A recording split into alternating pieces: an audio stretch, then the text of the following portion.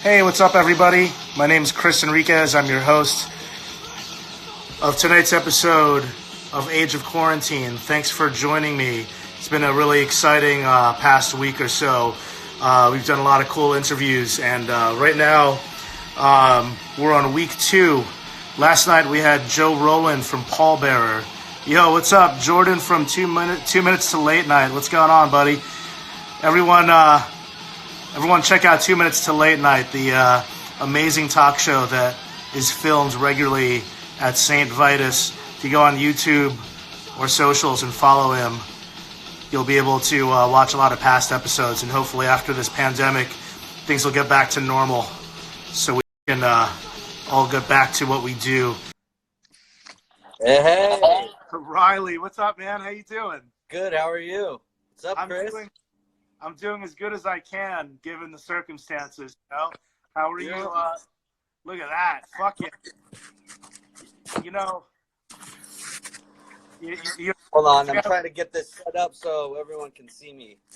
Nice. All right. Hold on. Aw. What's up, bros? Hello, everyone. Hey, what's up, man?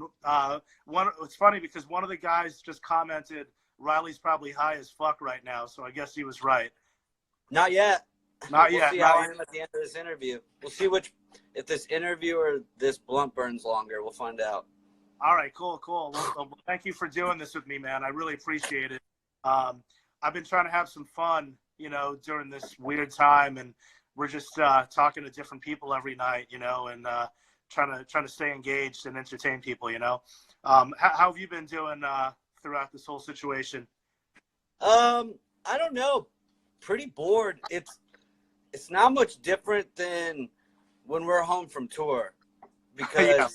you know, like, I don't really work when I'm home, but now I think that sort of like around this time, even if there wasn't all this going on, I'd be like kind of being itchy to get back out on the road. Like, we should be in Europe right now and we're not.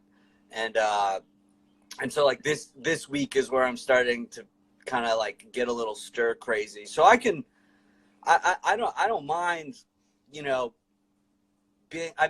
half of tour is just sitting around and doing nothing anyway, right? So it's Right. it's not, it hasn't impacted me except, you know, financially. That's really the only thing, and it's getting to everybody. But we basically had any show for 2020 planned for like we didn't want to play any shows after May so we could work on the new album, and now we don't know what we're gonna do because all those shows have been canceled, and then now I have no income to live off of so that we can go and focus on the record or whatever. So Yeah. God damn, man. Well, yeah, hopefully all of this will end soon so we can get back to what we do. I just want to let everyone know watching really quick, there's a question mark on the bottom of the screen. It's basically a way for you to submit questions. It's just easier for me to read those and ask Riley questions if you use that, because the comments are just fucking flying up and down. We got some good ones too, man. How were you introduced to aggressive music early on? Like I guess like alternative music, I guess, like what led me down like the path.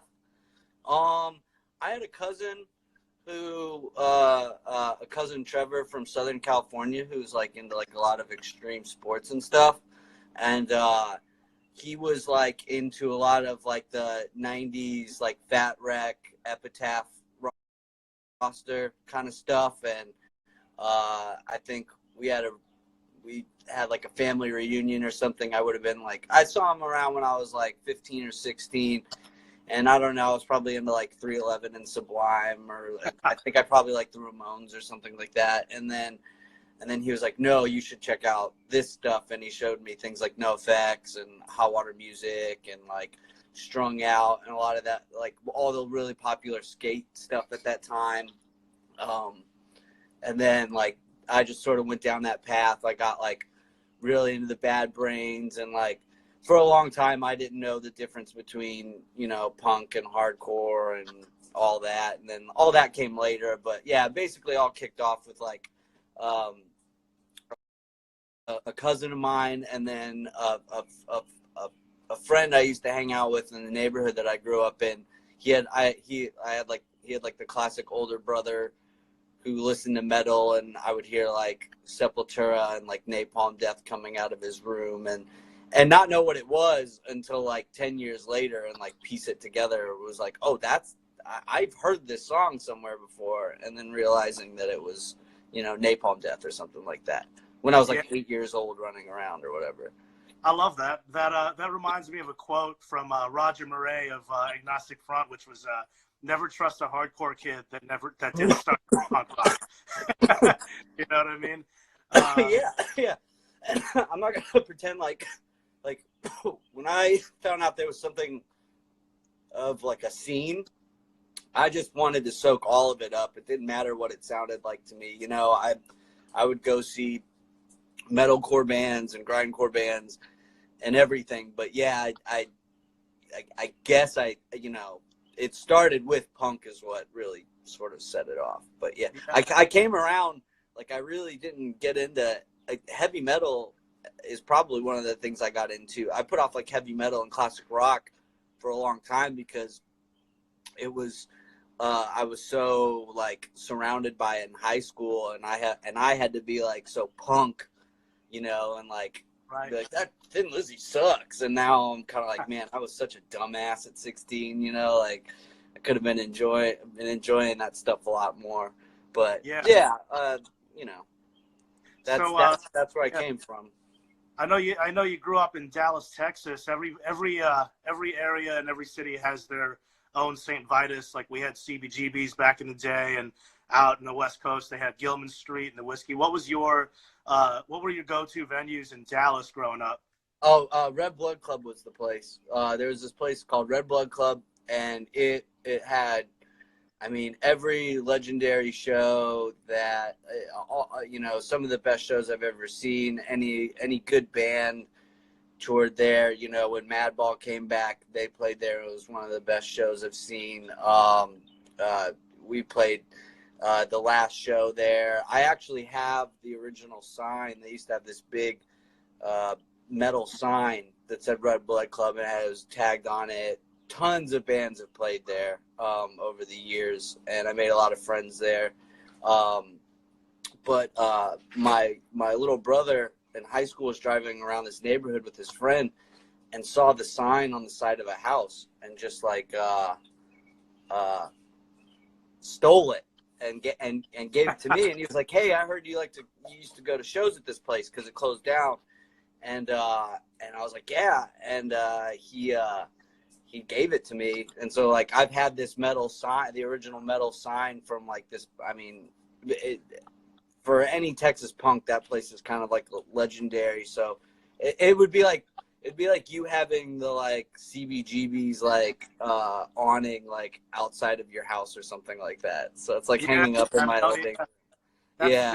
So that and then there's another really important as far as like DIY spaces go, a place in Fort Worth called 1919 Hemp Hill that a lot of people played, and that was just like the classic play on the floor, kind of like run by super progressive types. Had like a library, nonprofit. Like we did a lot of work with them in their later years to keep them afloat, and had some like really some of my favorite early power trip shows at that place. I love that, man. That's awesome. Yeah. When did you? And by the way, everybody watching, I see your questions, and I'm going to get to them. I'm just going to try to get a couple out of the ways to get this going first. So to set it off, since you just mentioned Madball, I'm just trying to set it off right now. At what point did you realize you wanted to be more involved in music, beside, outside of just being a fan? Like immediately, I guess. I just think once what it was I think seeing like a hardcore show and seeing like the commonality and seeing everyone, come together and sort of look like Texas has always had a wide array of characters to see at shows, and so So like basically as soon as I think one of the first like pure hardcore lineups I saw was when Bane came back, and it was like Bane, Comeback Kid, Suicide File, In Control, and The Promise. And it was like 2000 or 2001. Yeah. And it was completely sold out. And it was like, I had never seen people like rush the stage before. And like it was such this like moving experience. And I was just like, I want to make people do that. That's what I want. Oh, what did Sherwin Smartass say? Someone said, LOL, Sherwin. Huh? You in here? Oh, asshole. No, it's like I saw that and I was like, I want to make people feel that. That's what I want. And then it was I've been trying. I started to try bands since then. Yeah. And as the vocalist, who were some of your influences or early inspirations? I love HR.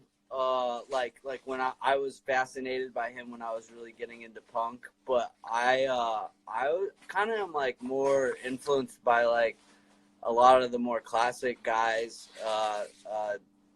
Freddie Mercury, David Lee Roth, James Brown.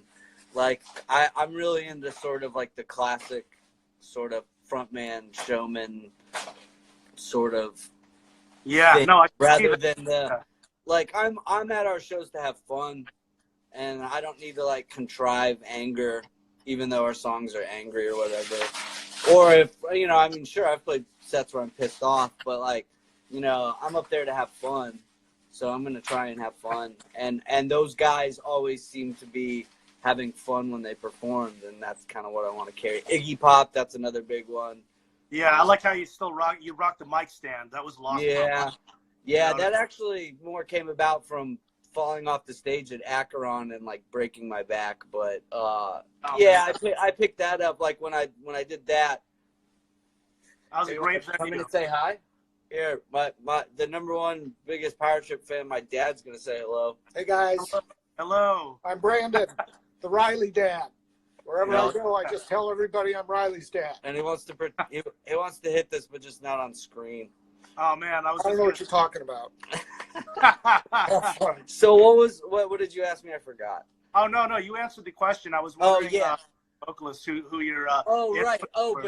So I would say like if there's like two big metal vocalists, it'd be Paul Bailoff and John Tardy are like probably my two biggest in terms of metal guys. I think it's pretty obvious that I like them with the mic stand and so. Awesome, man. We got a couple more here before we get to some of the I hate calling them fan questions because that's cheesy, but questions from supporters, the team. When did what was the brief story of how Power Trip started?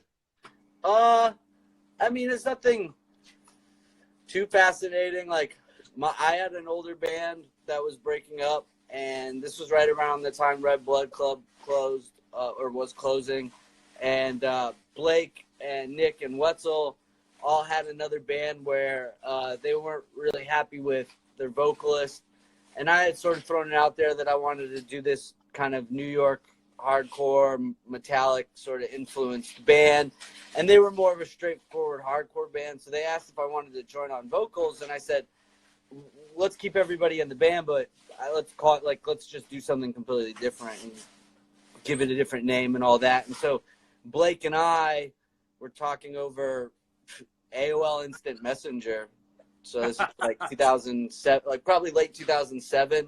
And I didn't really know him. We had met at shows, and I had booked his band, and his band was good. So, like, I knew it was promising, but I was 22, and he was 16. I was like, I don't know if I should, like, can I even be, is it weird if I'm even, like, alone in a room with this kid? Like, are their parents going to even, like, be okay with me to play in a band with, like, a child? And, but it just so happened his mom, I believe she lived, his house was like a neighborhood over from my parents' house. So when I was home for Christmas at college or something, I went over and and we jammed, and I checked out what he had, and we like strung some loose songs together, and like that's how it started. We, I liked what he was laying down, and we just basically cut a demo in his friend Mark's room, and that was it. Yeah, if some people are mentioning Iron Age, and you were talking about bands that played locally earlier. If people want to check out some of the local bands that came up when you guys were sort of starting out, like what are a couple of those bands from Dallas that you would recommend people? From Dallas, Unit 21 was probably a really big one that I would see a lot. Some of those guys are in the band Obstruction now. I don't know if you heard them, but they're really great. They were like a Japanese hardcore influenced band. Those guys are they're very well loved in Japan, and they've had different iterations. Been Unit 21, Tolars, or Storin. They have a band now called Steel Bearing Hand. So it's like a lot of those the different members over the years and stuff.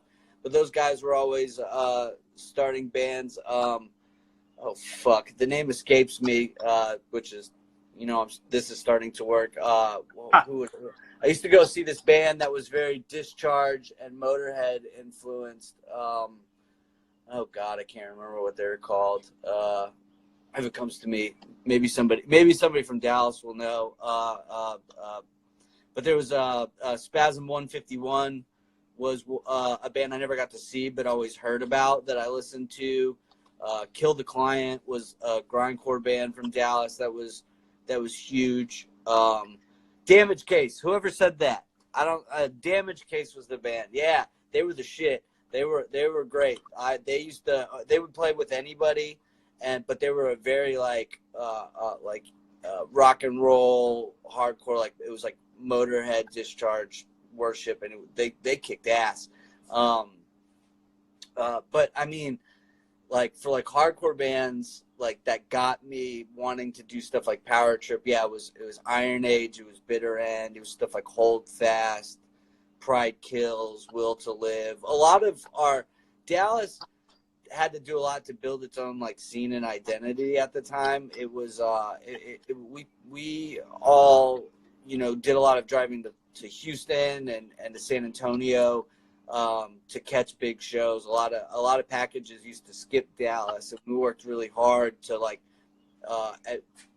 to make it a place worth coming to. I would say, when I first started going to shows, it was if 100 people came to a show, that was a success. You were like, holy shit, we had 100 paid, wow. And then I would say around the time Power Trip was kicking off and Red Blood Club was closing, we should have had, at any show with a decent touring band, we should have had 80 to 100 people. So yeah, we did a lot, and that helped carry over. I had my older band before. We did a lot to sort of help build up the scene. We were more of a melodic hardcore band, but we got people involved that we were a gateway for a lot of people, and then they stuck around to support Power Trip and help us out. So we did have this momentum going, and with everyone's other band before too. So yeah, what band was that you were in? The melodic hardcore. I'm not going to say the name, and okay. Everyone can figure it out. They can go find out. It's just stupid. So, but we got 25 questions in this little box here, so I'm gonna dare to open up the question. See what we got. All right, let's see. Trying to find a good one here. All right, well, we got some silly ones. What's your favorite Ninja Turtle? Asks Shake the V. Wait. Hold on. What?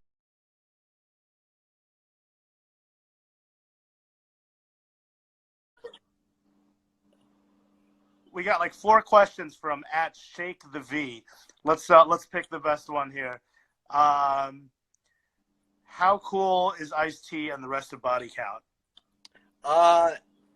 I honestly, I only ever interacted with them one time. I didn't even speak to Ice-T when we recorded the song, but the one time we did hang out, they were incredibly cool. I don't really have like any sort of I don't really look up to a lot of celebrity figures in any way, but I definitely look up to Ice-T after meeting him and getting to know him more and seeing how his team kind of works and how he approaches the music business. Like he's incredible. Was a really cool dude. Other than that, I mean, I do have a good story from when we did hang out. Basically, I can tell you my one experience from hanging out with him was we played a festival. I forget where. I think he showed up early to kind of check us out. And after the set, our tour manager, Logan, comes in and he's like, Riley, you're being summoned to Ice-T's trailer. And I'm like, summoned? He's like, yeah, he wants to come over and meet you. And I'm like, okay. So I'm like, Logan, will you go with me? Nobody else wanted to go. Everyone was like kind of too nervous or whatever. And I was like, Logan, please come with me. I don't want to go alone. And I go in there, and there's like 11 guys, because there's like 7 or 8 people in the band alone, and then the whole crew. So he comes in, he's like, oh, what's up? It's Little Jumpy Mane. Like, so that's where that came from. And so he calls me Little Jumpy Mane. He's like, I'm gonna have to start, like working out at the gym more so I can get my ups back, and like we just start. He introduces himself to me. I meet his son and everyone in the crew, Sean, everyone's really cool, and we're just chopping it up. And then Logan starts to kind of feel like an extra body in the room, because we're just packed into one of those little mobile shipping containers that they'll just drop off at fests.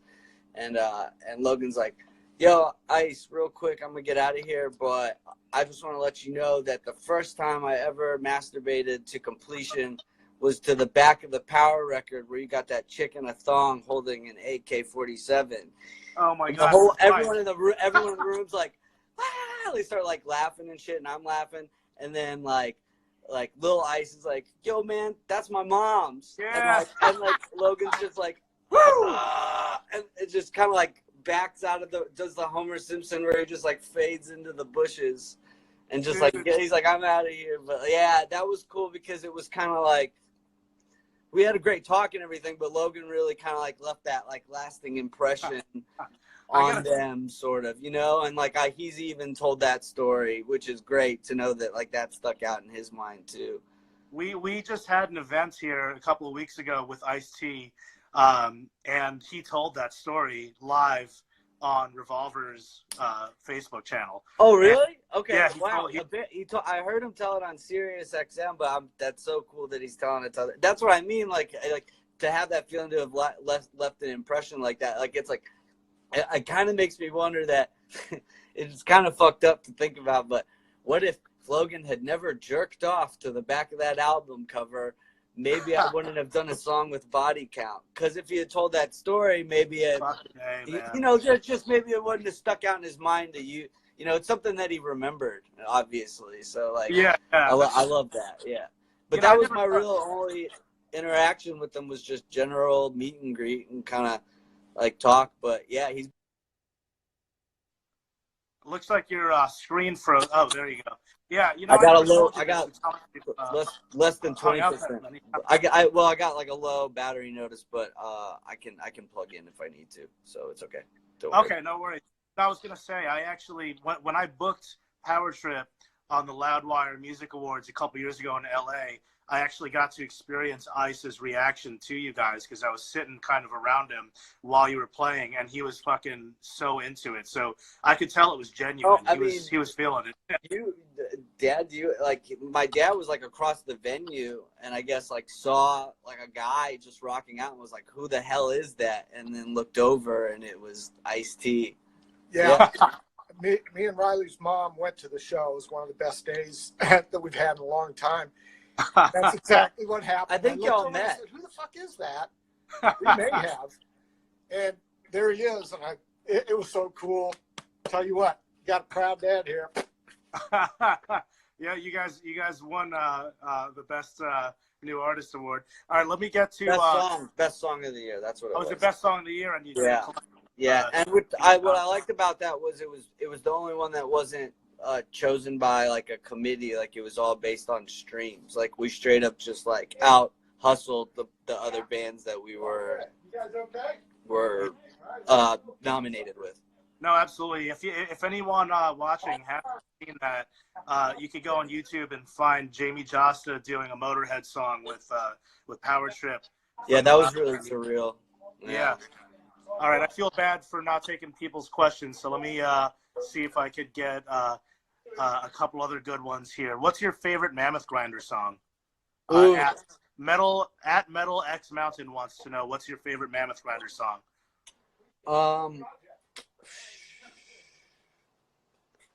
I don't know.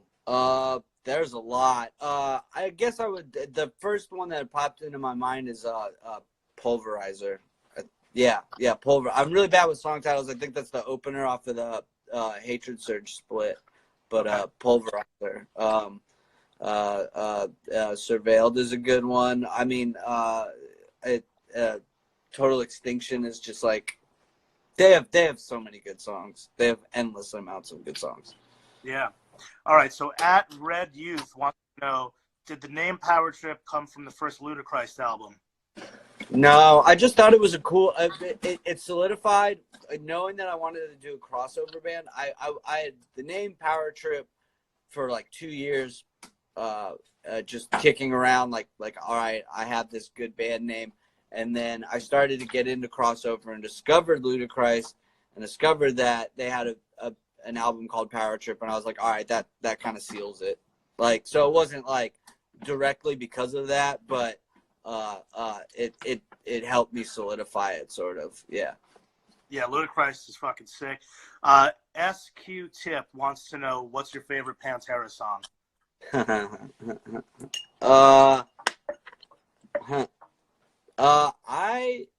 don't know.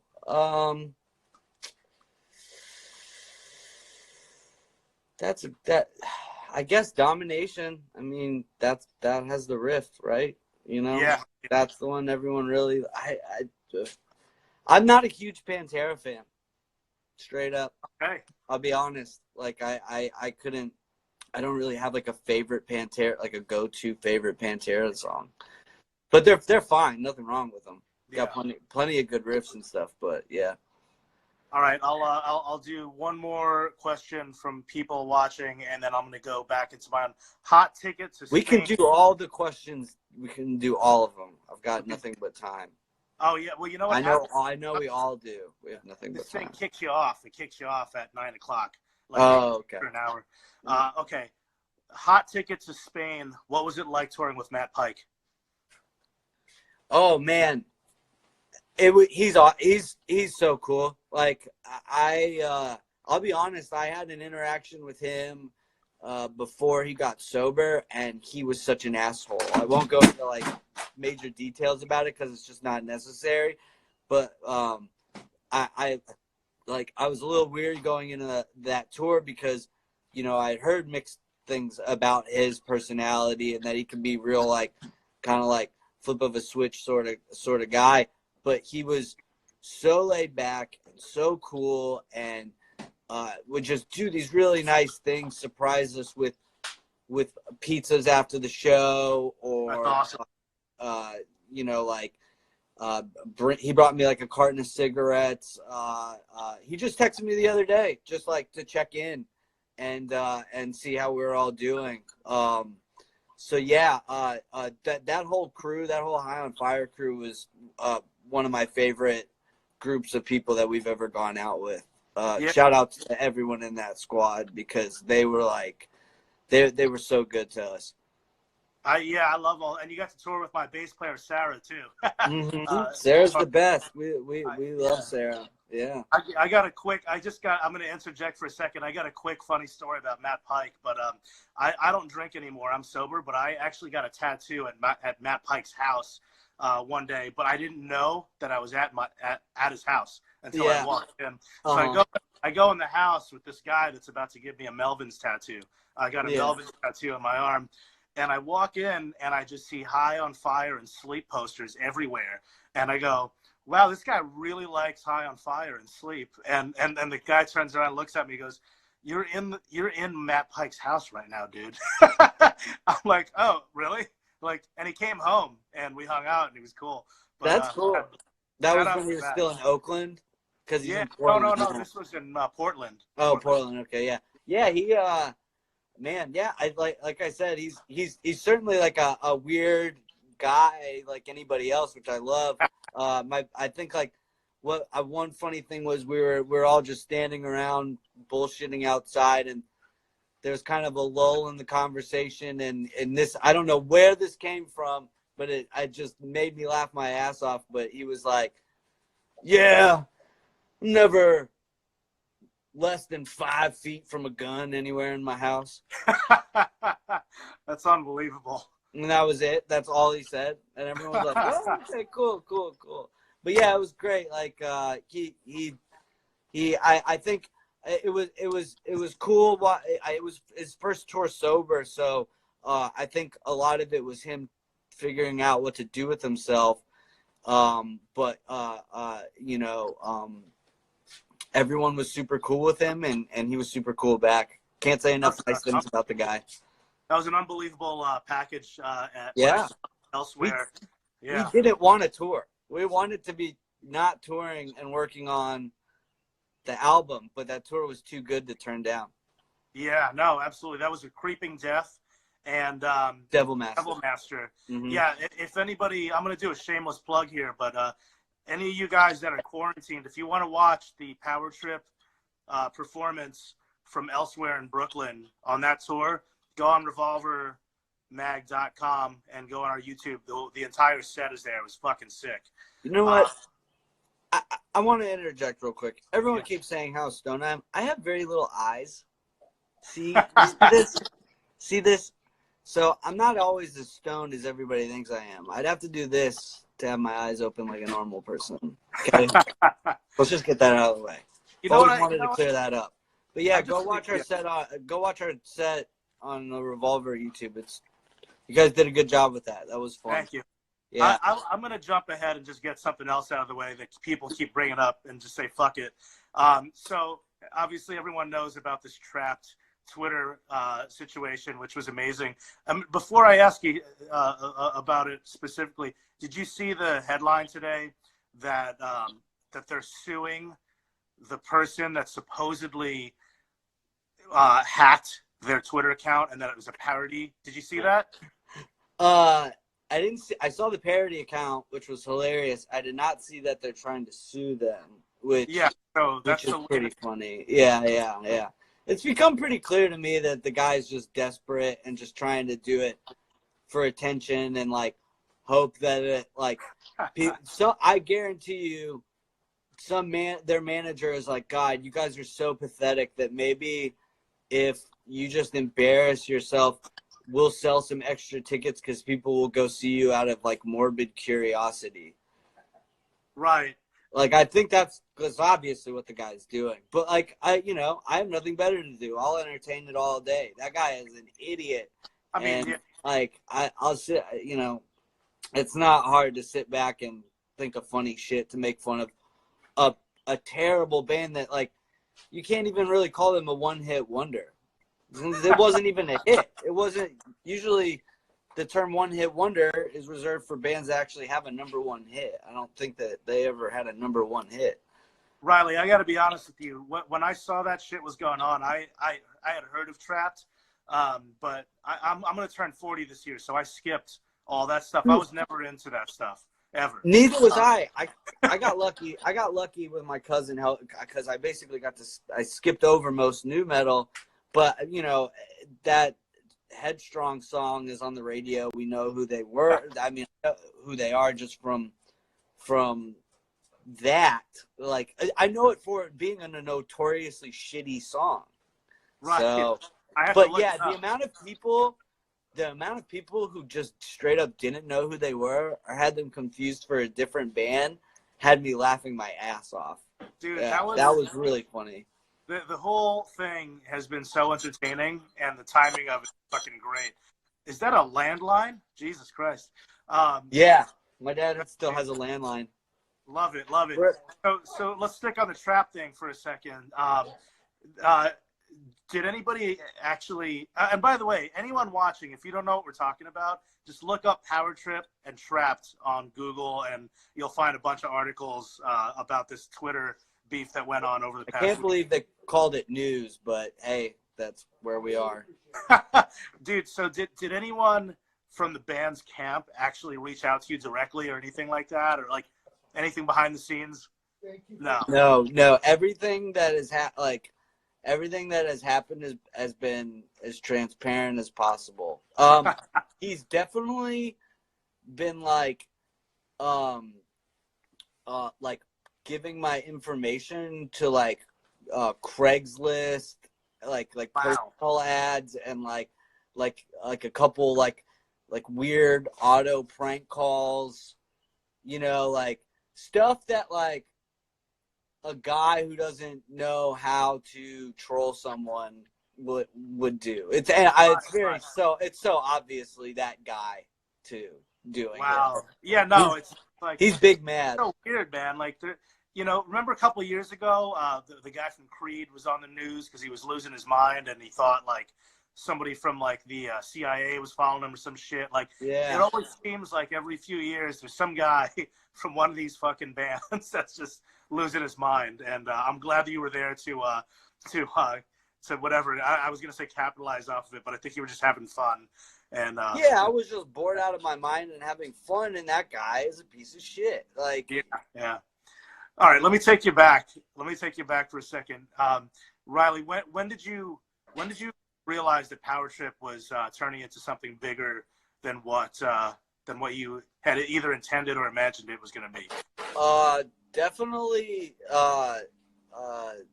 the Death Heaven Anthrax Lamb of God tour that we did in 2016, where I believe I met you for the first time. With Jeff. Serious lineup, yeah. Yeah, that was kind of our big break, sort of in terms of being our first truly huge tour to go on. We had gotten to do some cool stuff, but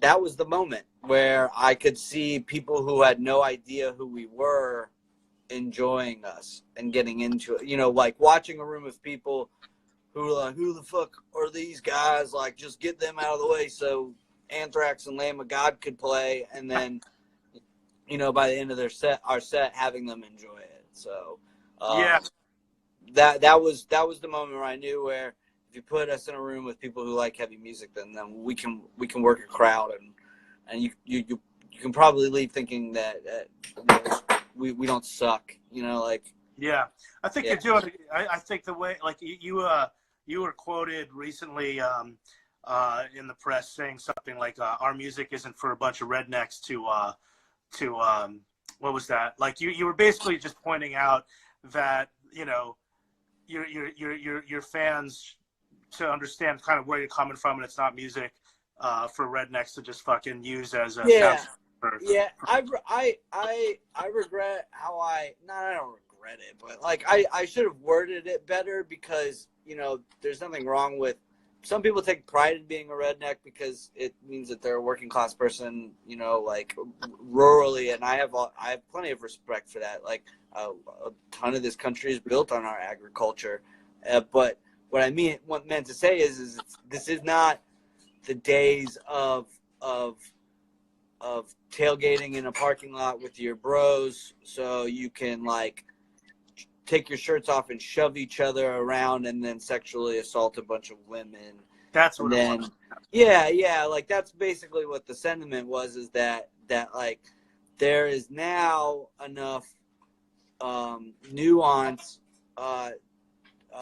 to have that sort of positive aggression and have that positive aggressive energy without having any actual hatred or sort of judgment or anything behind it.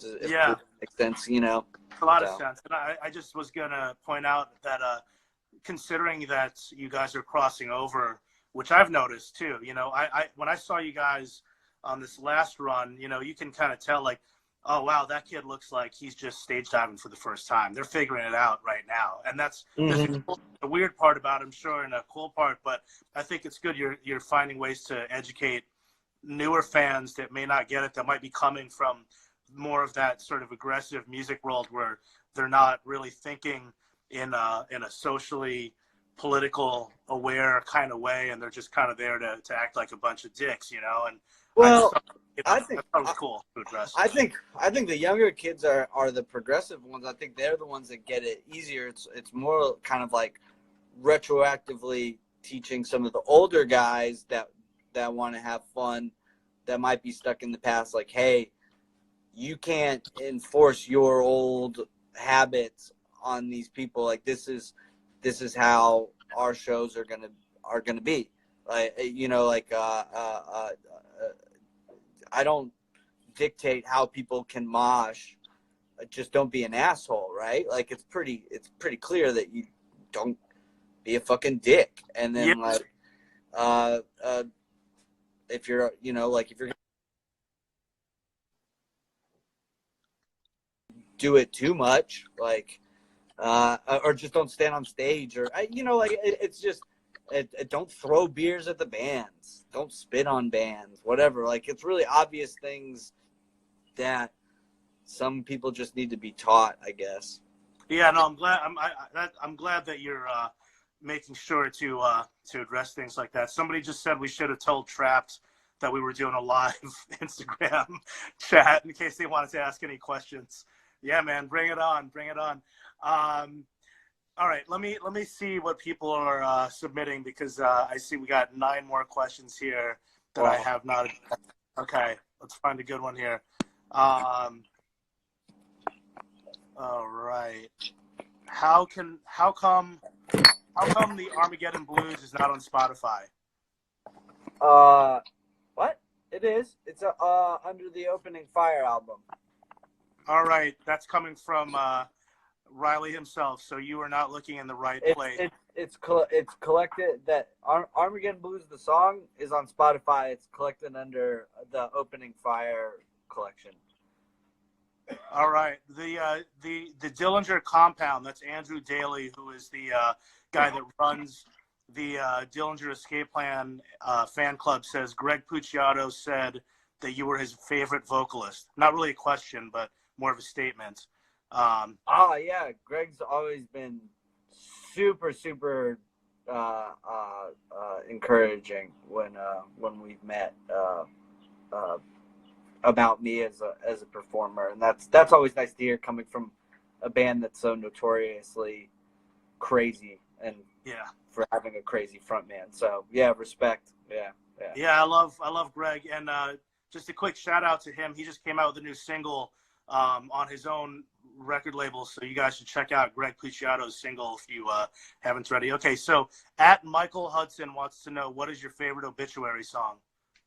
Ooh, my favorite Obituary song. That's really hard.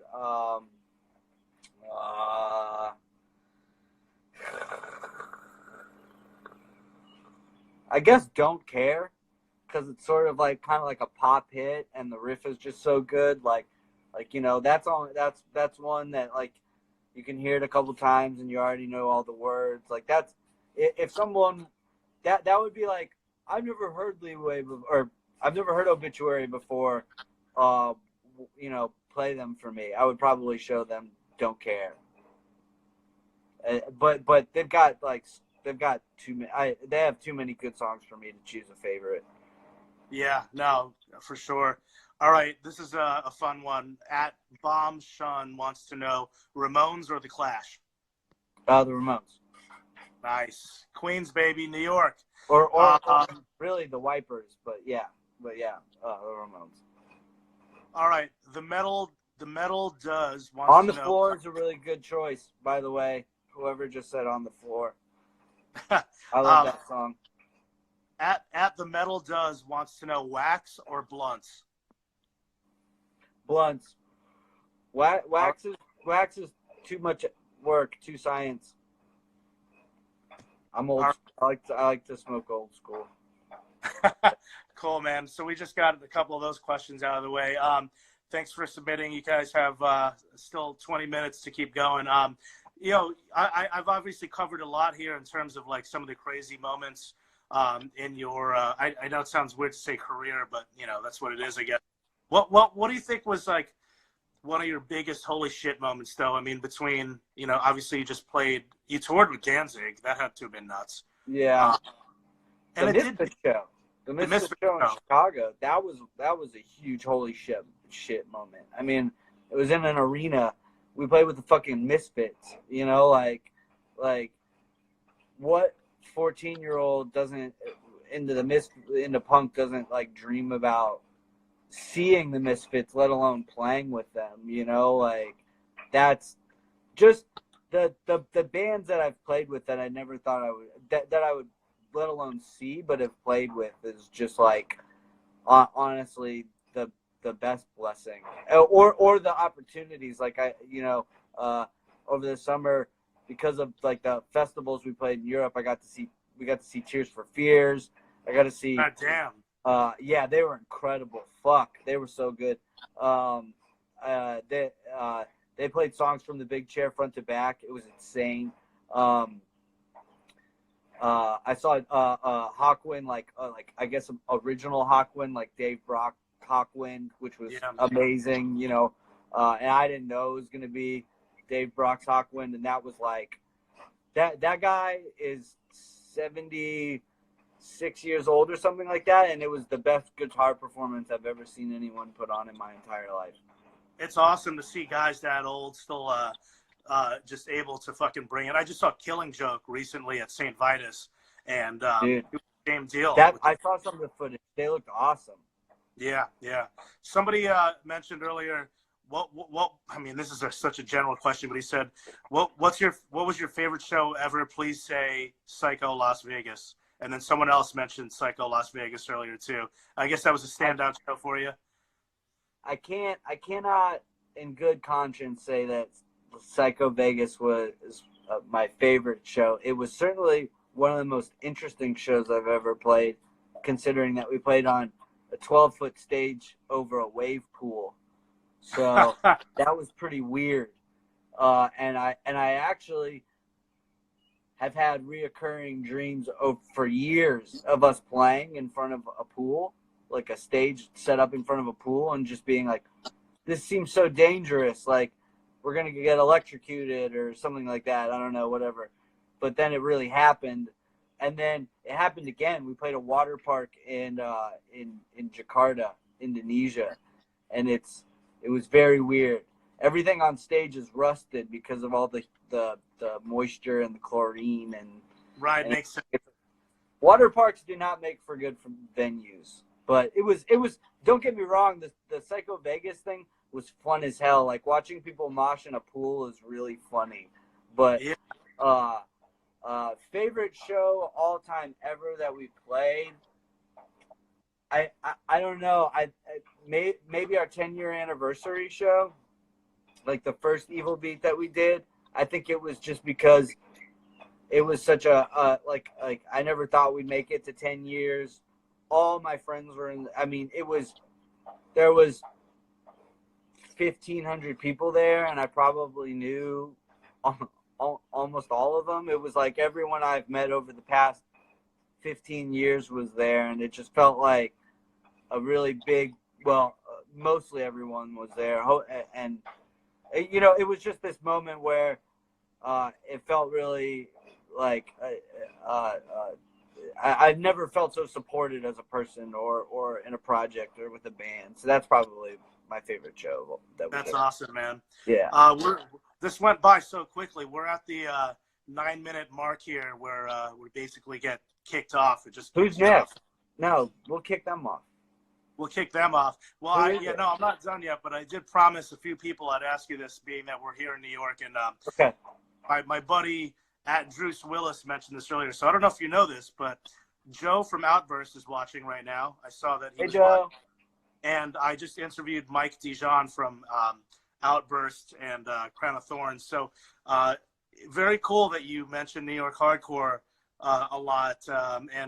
Is Mike back with Crown of Thorns full time? He's playing with Crown of Thorns. They were supposed to do a tour with. I just saw him a couple of weeks. Yeah. They're supposed Is to he tour with Breakdown again full time too?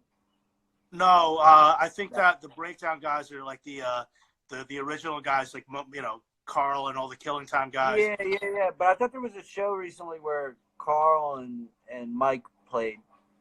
Yes, but maybe they did. Yeah, he did. Okay, he did a few of those. They kind of go back and forth. But you covered a Breakdown song too, huh? Yeah, we used to do Jail of Depression. Yeah, we used to do. Awesome. We used to do. I think every cover we did was New York. Was something from New York. We did Nuclear Assault. We did Sick of It All. We did Leeway. We did Breakdown. We did Outburst. We did SOD. And oh no, when Jeff Hanneman died, we did Jesus Saves. But I think that's it. I think everything else was New York. Yeah. And then obviously the Motorhead cover that we were talking about earlier. Too. Right. Yeah. I guess I was thinking ones that we like learned and played live more than once or whatever. Oh, Prong. We recorded that Prong cover. Oh, that's awesome, dude. Fuck yeah. Prong is so underrated, and I'm actually trying to get Tommy Victor to do this with me. I just feel like he's one of those fucking guys. He's super fascinating. He's got stories for days, you know. Yeah. You know this, but for anyone who doesn't, he used to do sound at CBGB's. That's right? true. Sound. That's true. Sound? That is. Yeah. So. Well, you kind of stole the words out of my mouth by mentioning a bunch of New York bands, but I'm going to give you a tough one, and it's a New York venue. So I'm going to just dub this a New York podcast. Top 5. I'm going to go with lists right now. 2 quick list questions. Top 5 New York hardcore bands. Okay. Bad Brains, Cro-Mags, Leeway, Killing Time, Breakdown. Nice list. Love it. Now I'm gonna move Bad Brains to DC for anyone who wants to argue that they're DC. I'll give you that. And then let's see, who does that leave us with? New York. Let me see. What did I say? I said the Mags, Leeway, Breakdown, Killing Time. Oh, Agnostic Front. Agnostic Front. Nice. Yeah. All right, we're coming down to the last 4 minutes, and there's before just in case we get cut off, guys. St. Vitus is obviously going through a tough time right now, so there's a Venmo set up, and we're gonna get a Kickstarter going. But the staff and everyone could use your help. So visit us on Facebook, and you should be able to find the link there to help out. But all right, so let's just say we don't get out of this fucking shit show. We're stuck in the quarantine, right? You have 5 records that you're stuck with. What are those records? Shoot. Okay. You got 5 minutes. I would do Trapped. Trapped. Whatever that album's called. Okay, so let's do Bad Brains, Rock for Light. Bolt Thrower, Those Once Loyal. Bill Callahan, Apocalypse. The Wipers. I don't know which album. Over the Edge. Is that 4? 4. And then 5. Marvin Gaye. Here, My Dear. That's a fantastic list. And guys, if you want to know more about, you can tell I did my research, but if you guys want to know more about Riley's record collection, check out the What's in My Bag, the Amoeba Music episode that he did on YouTube, because all you guys talk a lot about records that might surprise people that aren't just straight heavy shit. So check that out. Everyone's been asking, and now we're down to the 4-minute mark. But you haven't started recording your next record yet? No, we have not started officially recording. Blake has a lot of demos that he's kind of programmed drums to, and we are jamming through those. I love the Black Pumas. Just shout out to whoever asked me that.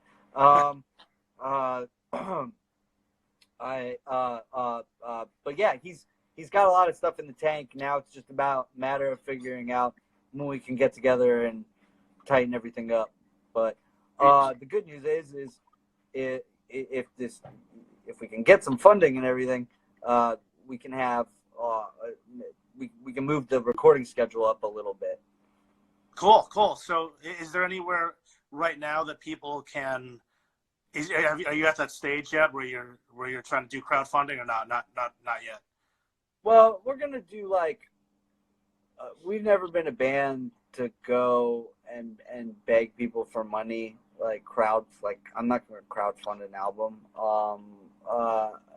We're just gonna have to sell merch and find ways to save up. I mean, I was gonna go apply at Trader Joe's, but I hear they're going on strike. The workers are going on strike, so I don't know about that. But yeah, I'm working on I'm trying to find some freelance writing work and doing whatever I can. But I don't think our fans should have to pay for our album for us to record our album. That's Trap did that. We're not gonna do that. It's always a weird thing. Yeah. All right, now we're really in danger of getting kicked off. So I'm just gonna say, Let's just go. I want to. It kicks you off. It just kicks you off. It sucks. But I just want, dude, thank you for doing this. I really appreciate it. And and thank you. Thank all my friends for coming on and probably talking a bunch of shit that I didn't get to see. And I want to thank you, Chris, and everyone at Vitus for always backing us up, and thanks for having me on. Thank you. Everyone, please, not to preach or anything, but, hanging out with a different group of friends every night doesn't count as a quarantine. Please, take this shit seriously. I would like to go back out on the road and play shows again, and I'm sure you guys. Hey, man. What do we buy ourselves another hour? We could, but dude, literally now we have no reason to stop. So yeah. No, what I was saying was we have 2 shows that have not been canceled. One is May 30th in Dallas. That will hopefully still go on. And it's going to be at Mark Cuban's new venue, which will be really cool. I doubt people should highly consider trying to come out to the show, because who knows if it goes on, who knows when it's going to happen again. Right. The other thing that we still have left on the books is that Coheed and Cambria cruise. Oh yeah, October, which should be very interesting. I think I'm going to be there. So I've never been on a cruise. It's supposed to be entirely sci-fi themed. I haven't seen band like Thrice or Taking Back Sunday or Coheed and Cambria since 2004 or 5. But I know Sheer Mag and Culture Abuse are going to be there, and we're sailing to the Bahamas. Dude, what a fucking trip, huh? I don't know, whatever. Should be cool. Yeah, I'm actually hoping to be there. I might see it on that thing. That would be cool. I would love that. The more friends, the better. I also hopefully the Creator Lamb of God European tour gets rescheduled for either September or December for European fans. And there might be a couple people, some of the shows that were, I don't know. I'm sure. I don't know. There's so much, as well as I do, once things start to open back up again, we don't know Right. What shows are going to be like, if we're going to what's the I wish I had more to tell people, so we're just going to focus on the album. Yeah, no, absolutely. This is people are talking about whether you're single or not. There's been a couple of those on there. Yeah, man. Asking me if I'm single. There's been a few people commenting about that on there, and in the questions that you can't see, which is fucking hilarious. But yeah, man, I really hope that we can get back to living our normal lives and getting back to what we do, man, and obviously so that everyone can see you guys play. So fingers crossed, let's see what happens. Yeah. Fingers crossed. Yeah. In the meantime, stop hoarding toilet paper. Yes, and people, be kind to your fellow man. Like you said earlier, if everyone fucking, not to preach either, but St. Vitus wants to open up again. Power Trip wants to play. Yeah. I want to fucking play again. So you know what? Stay at home and stop fucking being a douche, because we want to fucking get back to fucking normal shit. Be more like this guy. Be more like Joe. Be more like Joe Pera here. There you go. Yeah. Shout out to Joe. How'd that blunt work out for you, man? How you feeling? It was great. Good. Great. Yeah. I can take more questions, or we can call it. It's up to you. We got 100 people still watching. We got 7 here. All right. Opinions on the new Havoc tracks? Haven't heard them. I'll have to look them up. All right. When's the next Power Trip tour? We don't know. Favorite Judas Priest song? Probably Painkiller. Painkiller. Okay. Look at this. Top 5.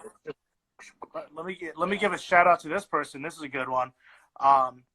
Fuck, I don't see their name on here, but they want to know, what's your top 5 Dallas hardcore? Oh, hi, Eric. Oh no, top 5 what? Texas hardcore. Top 5 Texas hardcore. Top 5 Texas hardcore.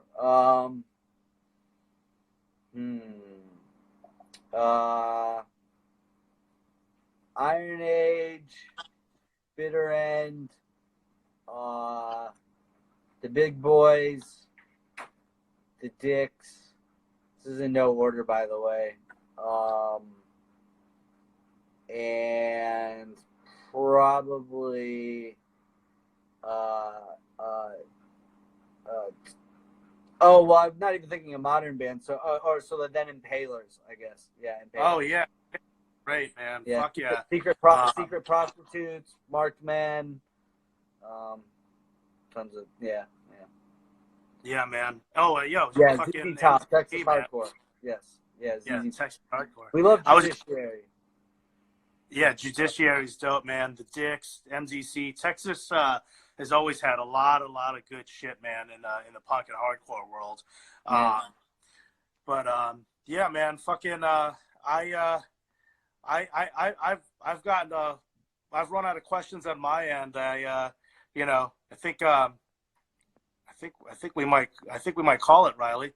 Sounds good to me. Yeah, dude, I'm just excited that we got to do this, and I know everyone else is. I've been doing this for a week, and this is the most I've been seeing, like, the questions popping up over and over again. We didn't get to all of them, but you can't see them. I can. Some of them have been a little ridiculous. I've been trying to stick to the decent ones. We can do a round 2 if we want to. Yeah, I'm okay with that. Like I cool. said, if this gets pushed to June or whatever I'm hearing now, we can do it. We can do it weekly. Fuck it. Love it. We got nothing but time. Ask me anything. Anybody watching, that if you missed, if you came in too late, or if you missed the early portion, this will be on YouTube tomorrow. So you can find my YouTube channel, Christopher Enriquez, and all the episodes are on there. Riley, we might just have to do this again, depending on how long we're stuck in our fucking houses. I'd love that, and I say we go full weird the next time. Just ask me the weirdest questions you get. Save some from this one, and then I embrace it. Let's all lose our minds collectively, please. Look, I'll smoke a blunt with you. I I still rock the green stuff. You know what I mean? So, Okay, good, good. Yeah, man. Good.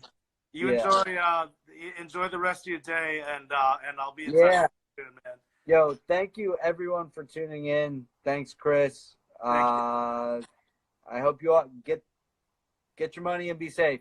Yes. Peace out, brother. Peace. Love y'all. Guys, tomorrow, same time, same place, John Stanier, the legendary drummer of Helmet, the original drummer of Helmet, one of my favorite bands, also plays in Battles and Tomahawk. I'll be speaking with him. Thursday, I'll be speaking with Hosoji, the drummer of Helms Ali. Put out one of my favorite records in 2019. Great band. And Friday, my co-host and also co-owner and talent buyer at St. Vitus, David Castillo, will be interviewing Primitive Man, Ethan McCarthy.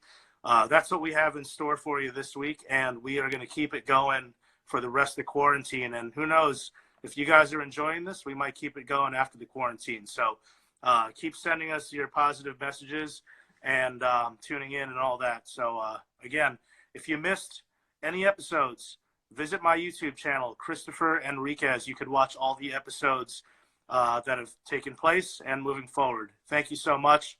And don't forget to donate to St. Vitus, to the Venmo. St. Vitus needs your help. The staff needs your help. This is a shitty time. And that's all, man. Be careful. Clean your hands and listen to heavy music. Peace out.